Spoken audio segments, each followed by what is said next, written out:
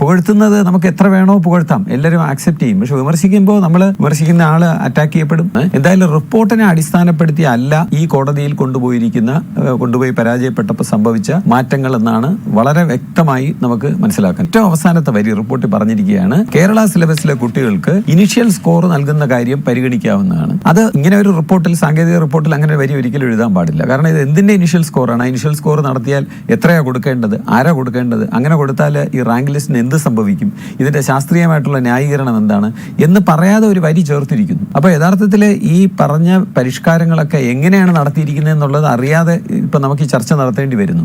യഥാർത്ഥത്തിൽ ഇങ്ങനെയുള്ള കാര്യങ്ങളിലേക്ക് കാലം കഴിഞ്ഞു.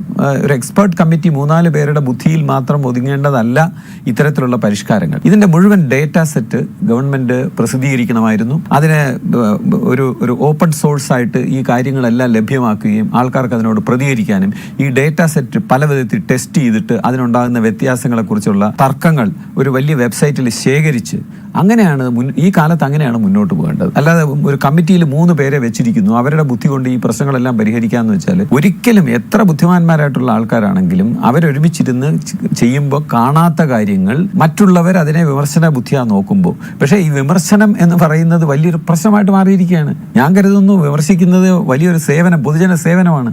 പുകഴ്ത്തുന്നത് നമുക്ക് എത്ര വേണോ പുകഴ്ത്താം, എല്ലാവരും ആക്സെപ്റ്റ് ചെയ്യും. പക്ഷെ വിമർശിക്കുമ്പോൾ നമ്മൾ വിമർശിക്കുന്ന ആള് അറ്റാക്ക് ചെയ്യപ്പെടും, വിമർശിക്കുന്നതിനെ പലരും ചോദ്യം ചെയ്യും, പുകഴ്ത്തുന്നതിനെ ചോദ്യം ചെയ്യാറില്ല, പുകഴ്ത്തൽ കേൾക്കുന്നവർ കേട്ടുകൊണ്ടേയിരിക്കും.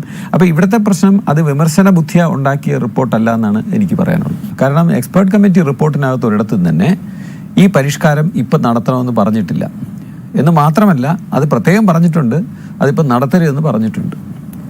അതോടൊപ്പം ഈ 3 വിഷയങ്ങൾക്ക് ഫിസിക്സ്, കെമിസ്ട്രി, മാത്സ് ഈ വിഷയങ്ങളുടെ മാർക്കുകൾ തമ്മിലുള്ള ഒരു വെയിറ്റേജ് 1:1:1 എന്ന് കൊടുത്തിരുന്നത് 5:3:2 എന്നാക്കിയിരിക്കുന്നു.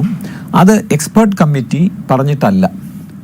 അങ്ങനെ മാറ്റുമ്പോൾ അതൊരു അനീതി എന്താണെന്ന് വെച്ചാൽ, ഒരു കുട്ടി പരീക്ഷ എഴുതാൻ പോയി, ആ സമയത്ത് കുട്ടിക്ക് അറിഞ്ഞുകൂടാ ഈ കണക്കിൻ്റെ വെയിറ്റേജ് കൂടുതലാണെന്നും കെമിസ്ട്രിയുടേത് കുറവാണെന്നും. ഏകദേശം 2.5 ഇരട്ടിയാണ് കെമിസ്ട്രിയേക്കാളും കണക്കിൻ്റെ വെയിറ്റേജ്. അപ്പോൾ ആ കുട്ടി പറയുകയാണ്, അയ്യോ നേരത്തെ പറഞ്ഞിരുന്നെങ്കിൽ ഞാൻ കെമിസ്ട്രിക്ക് പഠിക്കുന്ന സമയം കൂടെ കണക്കിന് ഉപയോഗിച്ചിരുന്നെങ്കിൽ എനിക്ക് റാങ്കിൽ മുന്നോട്ട് പോകാമായിരുന്നു. അപ്പോൾ വലിയൊരു അനീതിയല്ലേ അത്. അപ്പോൾ ഈ മാറ്റങ്ങൾ 2 കാര്യം കൊണ്ട്, ആ മാറ്റങ്ങളെല്ലാം തന്നെ ആലോചിച്ചുറയ്ക്കാതെ ചെയ്ത കാര്യങ്ങളാണ്.